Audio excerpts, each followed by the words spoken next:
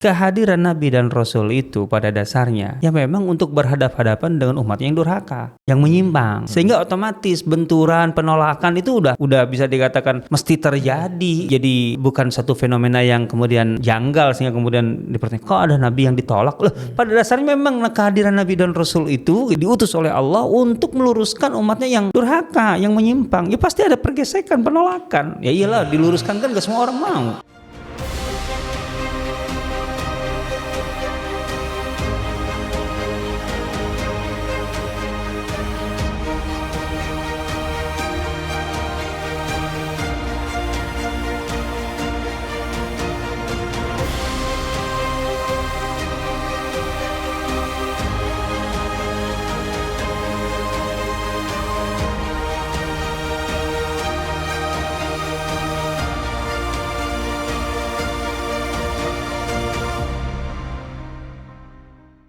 Assalamualaikum warahmatullahi wabarakatuh. Alhamdulillah wassalatu wassalamu ala rasulillah wa ala alihi wa ashabihi wa mawalah wa ba'd. Masih di channel Sirah TV, channel yang menyajikan kajian seputar sirah nabawiyah dan sejarah peradaban Islam. Dan insyaallah di kesempatan kali ini kita akan belajar dengan konsep yang mungkin lebih sederhana ya, yakni merespon atau menjawab beberapa pertanyaan yang teman-teman sudah tulis baik di YouTube kami ataupun di media sosialnya seputar sirah dan sejarah peradaban Islam, dan tentunya bersama guru kita Ustadz Asep Sobari. Assalamualaikum Ustadz. Assalamualaikum warahmatullahi wabarakatuh. Baik Ustadz. Alhamdulillah. Masya Allah. Agenda rihla terdekat kapan dan kemana Ustadz? Itu kan rihla ya, insya Allah umroh lah, Umroh dulu lah. September nih rencananya umroh, baru nanti rihla ke Maroko, Spanyol, Portugal di Desember. Insya Allah. Masih daerah Maghrib terus, daerah Masyrik kapan Ustaz?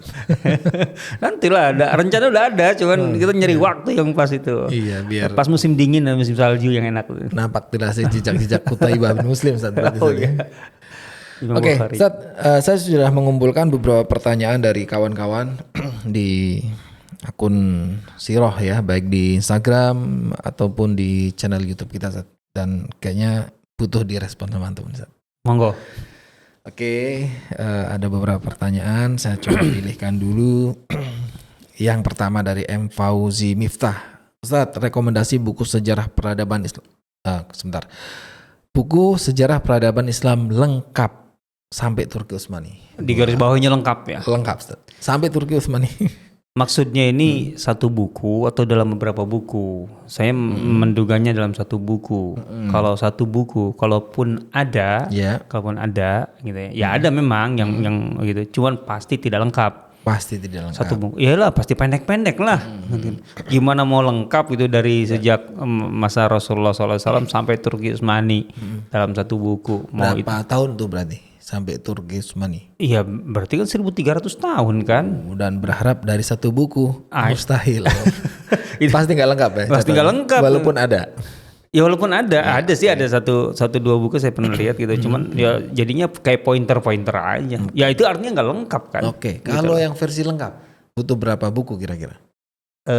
Di ruang kita di Rumah Sirah itu ada koleksi sekitar 1000 judul. 1000 judul. Seputar Sirah dan sejarah sirah aja sekitar 250 judul gitu ya. Itu sudah lengkap? Belum lengkap. Aduh. Nah, jadi itu. 1200 belum lengkap Ustaz ya.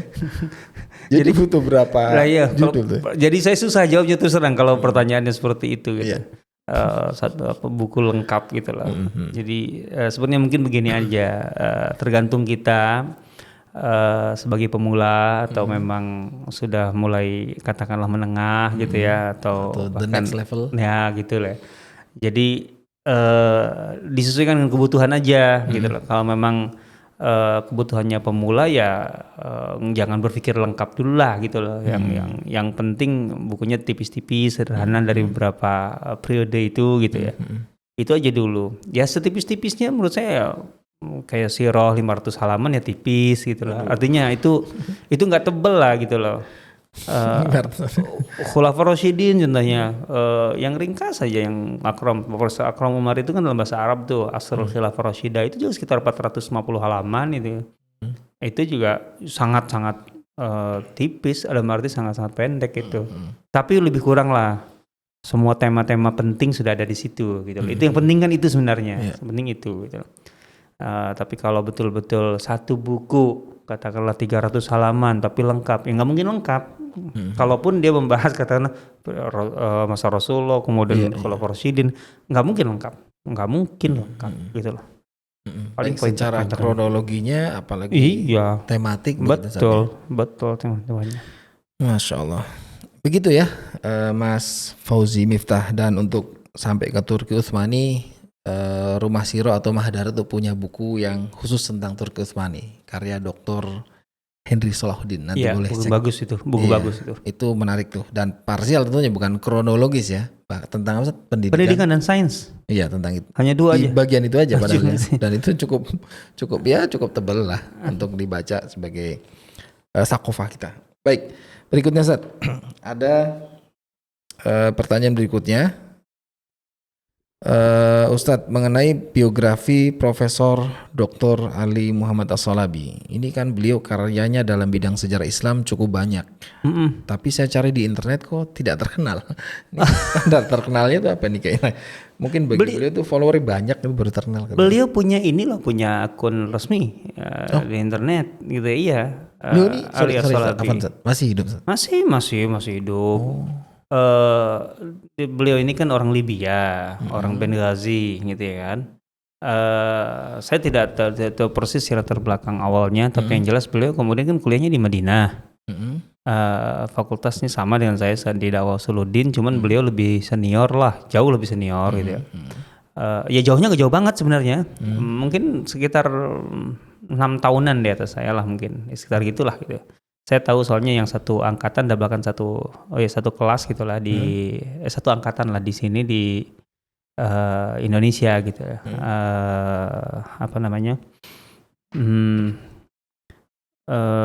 Orang Indonesia yang satu letting dulu di Madinah bareng beliau gitu lah. Dan beliau memang sejak di Madinah sudah menonjol. Beliau kelulusan cum laude nomor 1 gitu loh di angkatannya. Kemudian beliau juga murid dari Profesor Akram Al-Umari gitu ya, sangat dekat. Murid langsung gitu ya. Ya kedekatan, cuman tidak sampai S2 di Madinah. Tahu saya S2 S3-nya justru di Sudan gitu ya. S2 dan S3-nya di Sudan, dan beliau punya perhatian langsung ke dua subjek gitu ya. Sejarah dan Al-Qur'an gitu ya. Itu yang menonjol dari beliau gitu loh. Dan karya-karya yang kita bisa dapati juga sebentar. Tampaknya sejak di Sudan itu loh beliau sudah mulai banyak menulis gitu lah, artinya mengumpulkan materi-materi sehingga kemudian dibukukan dalam waktu berdekatan gitu loh, sehingga banyak sekali karyanya. Dan beliau terhimpun dalam organisasi Ikatan Ulama Muslim Dunia gitu, yang dulu di bawah Yusuf Al-Qaradawi gitu ya, di Qatar gitu ya. Sehingga ada beberapa program kumpulan ulama dari organisasi ini yang pernah dimunculkan berkali-kali dalam program Sawaid Al-Ikha gitu ya. Jadi di situ beliau ada, selalu ada gitu. Itu yang saya tahu sih aktivitasnya dan sebagainya. Kan beliau juga ada buku Sirah Nabawiyah saja. Beliau hampir lengkap Sirah Nabawiyah, ada, Khulafaur Rasyidin ada, kemudian Bani Umayyah ada, Abbasiyah juga kalau nggak salah. Iya, tentang kalau nggak salah tentang Nuruddin atau Salahuddin juga ada. Artinya perang salib lah gitu ya. Terus kemudian tentang Turki juga ada gitu kalau nggak salah. Beliau punya. Nah itu kalau untuk sirahnya, karya beliau ini cocok untuk level mana sebenarnya? Pemula boleh juga? Pemula boleh. Beliau bagus untuk pemula dalam arti gini. Beliau ini kelebihannya menghimpun banyak sekali sumber gitu loh. Mencoba untuk memperluas satu tema atau subjudul gitu loh dalam satu sirah itu dari sekian banyak sumber gitu ya.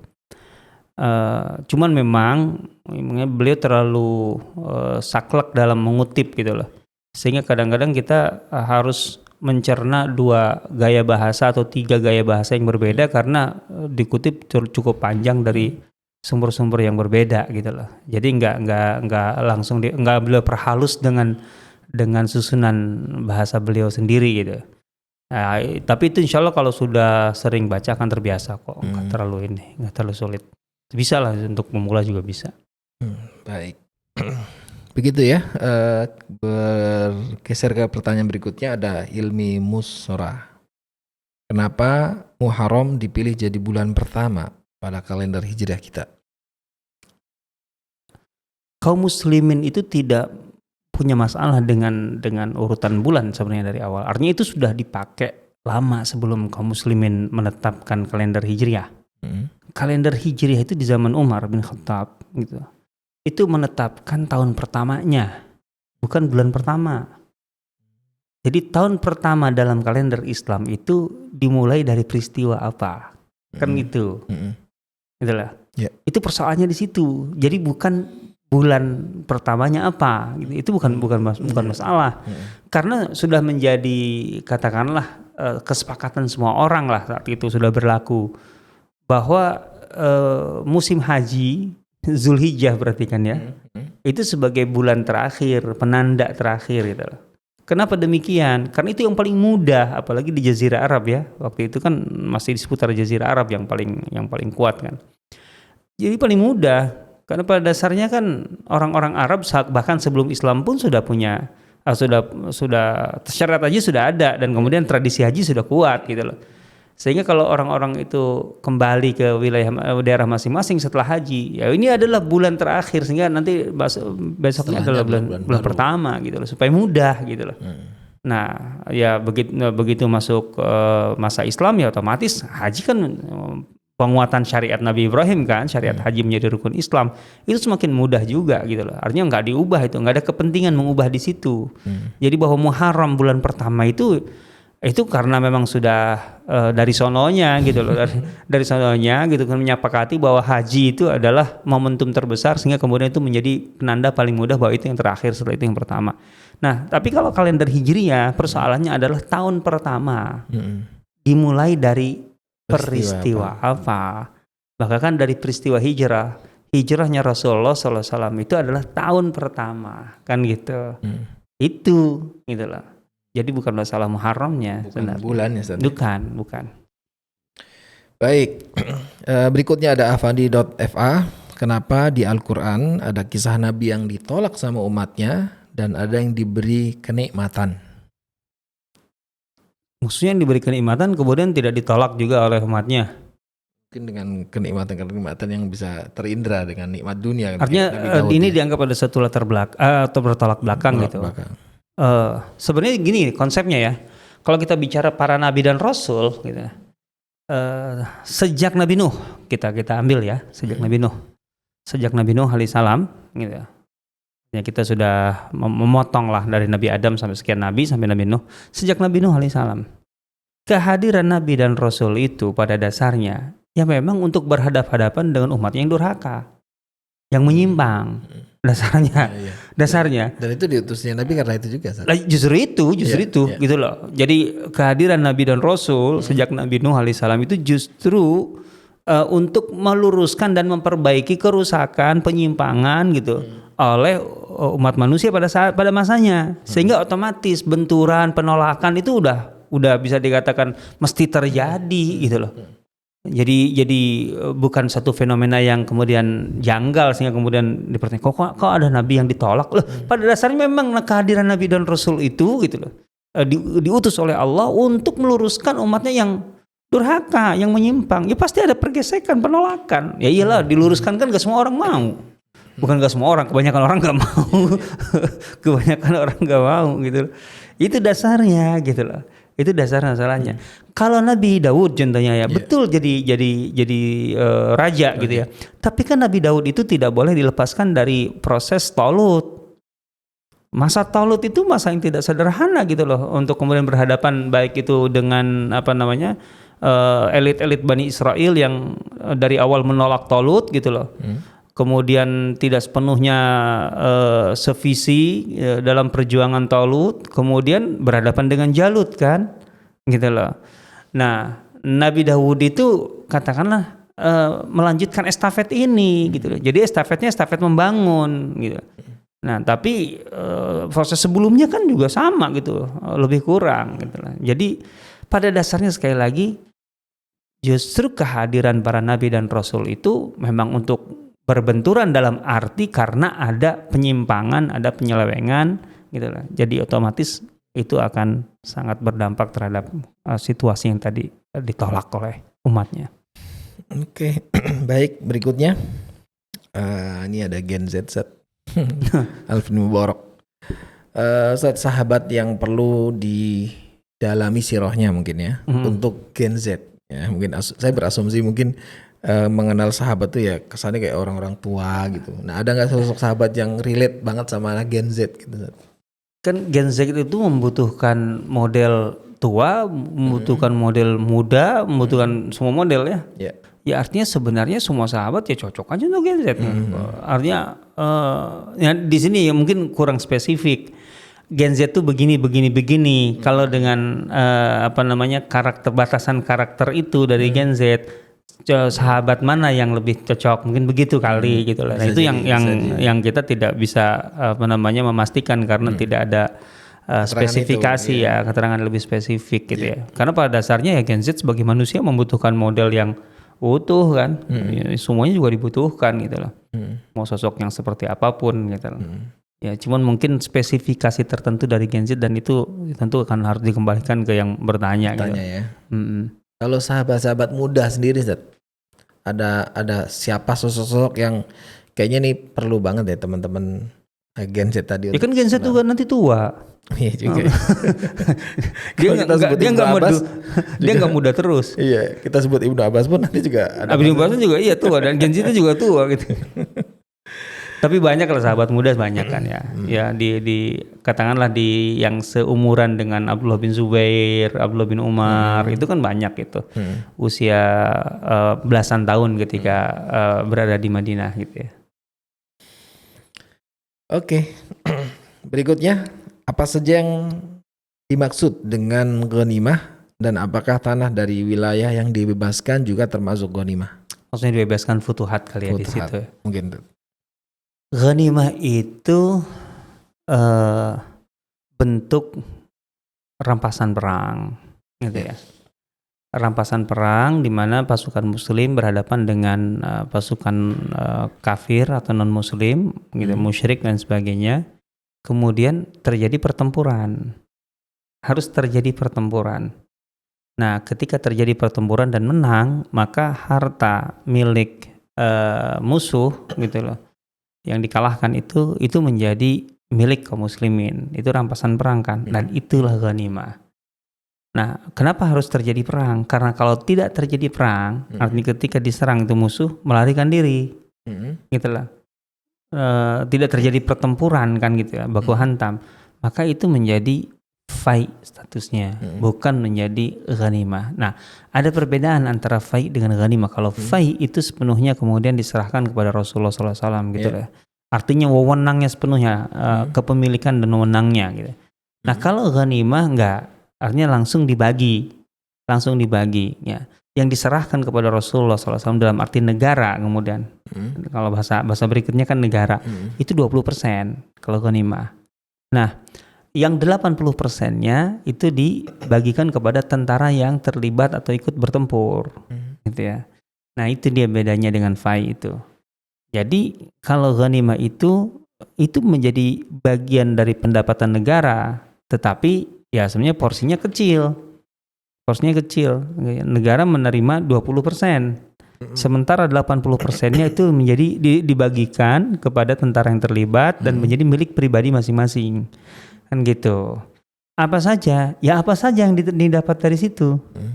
Termasuk tanah sekalipun pada dasarnya. Termasuk tanah. Dan itu Rasulullah SAW lakukan di Khaybar contohnya. Khaybar kan jelas. Khaybar itu di antara bentuk ghanimah selain benteng, artinya properti seperti itu ya. Itu juga kebun yang begitu luas. Ada puluhan ribu batang kurma kan di Khaybar itu. Nah, itu kemudian dipecah, dibagi-bagi gitu lah. Dibagi-bagi ke tentara yang terlibat gitu, yang jumlahnya kurang lebih 1.500 orang gitu ya. Nah, itu yang dilakukan Rasulullah SAW gitu. Sementara yang di Fadak dan lain-lain itu tidak terjadi peperangan, mereka menyerah gitu loh. Artinya bukan apa namanya? Ada yang menyerah, ada yang kemudian melarikan diri, kemudian tidak jadi fight.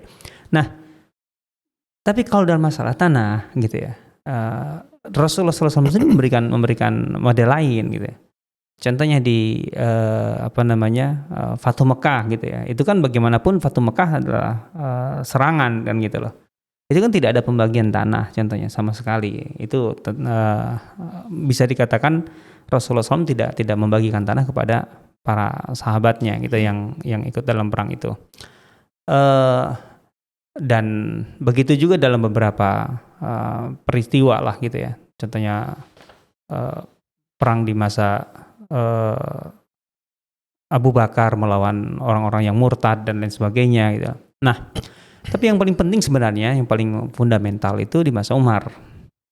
Ketika kaum muslimin berhasil menaklukkan Persia, di situ ada tanah-tanah subur di sepanjang Sungai Efrat, Tigris gitu loh, di wilayah Irak gitu. Kemudian juga wilayah Romawi gitu ya, Bizantium. Yang jelas tanah yang dikuasai kaum muslimin itu jutaan hektar kan?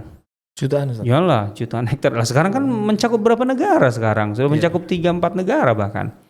Nah, begitu juga di Mesir dan seterusnya gitu. Nah, itu kemudian oleh Umar bin Khattab tanahnya tidak dibagikan kepada tentara. Perlakuan berbeda. Oh iya, Kenapa, iya.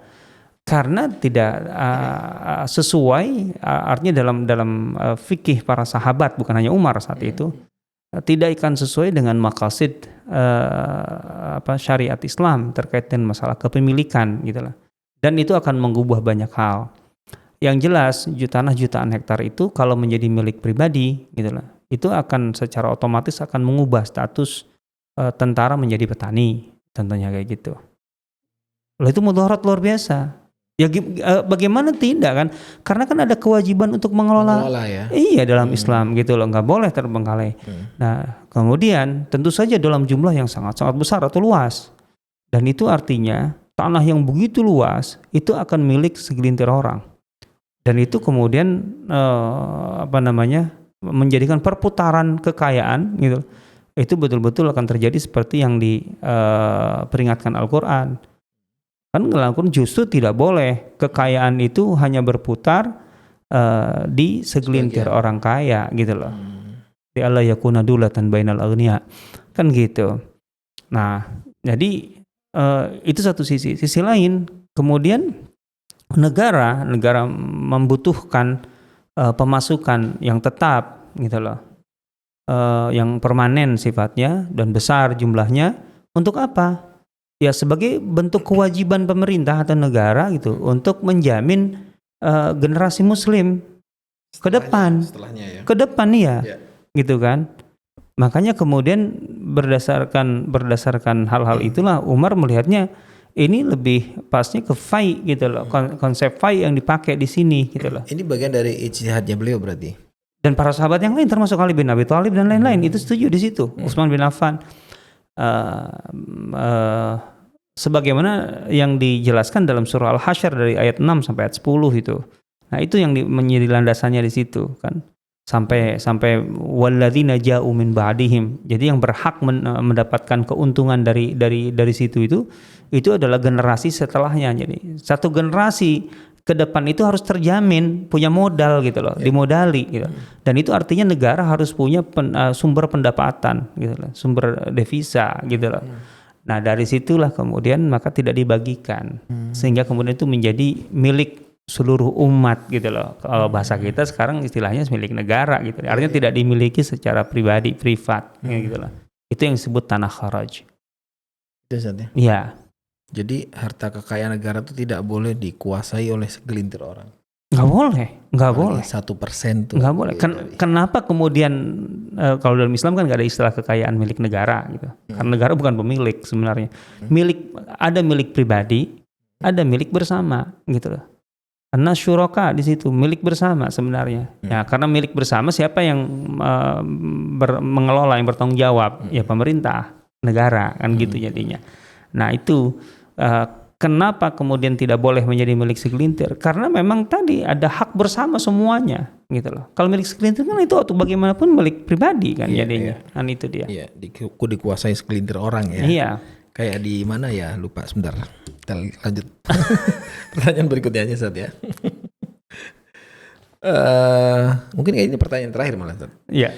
Dari peristiwa Uhud, hal apa yang bisa kemudian dijadikan sebagai dasar hukum oleh para ulama dan syariat, atau apakah yang dapat diambil hikmahnya untuk kondisi sekarang? Kalau hukum, taruhlah, kalau hukum yang paling menonjol di Uhud itu kan masalah kuburan massal. Arti dalam satu lubang ada beberapa orang. Itu kan gitu. pertama Uhud dalam kan, Islam. kan Uhud kan. Setahu saya di Badar tidak begitu gitu loh. Itu di Uhud dilakukannya gitu. Jadi karena kan 70 kan. Nah itu kemudian satu lubang itu beberapa orang. Kemudian kan persoalannya ketika diurusi itu siapa yang duluan yang dimasukkan ke liang lahat kan, itu didahulukan yang lebih banyak bacaan Qur'annya kan kayak gitulah gitu. Itu diantaranya lah yang terkait dengan masalah pemulasaraan jenazah. Iya, otomatis kan itu fikih masalah pengurusan jenazah kan. Kan gitu lah.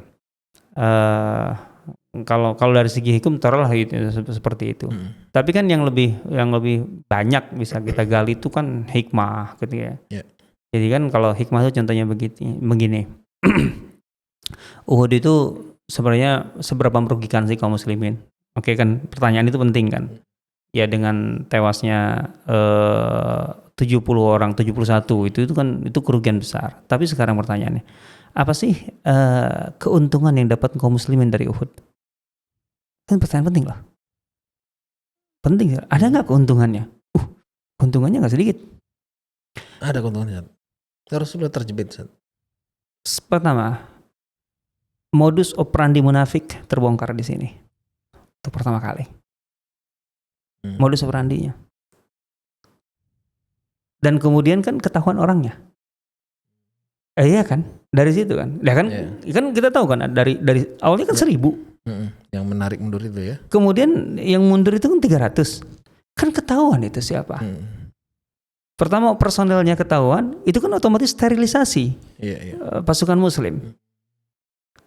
Itu kan pendataan yang tidak sengaja sebenarnya.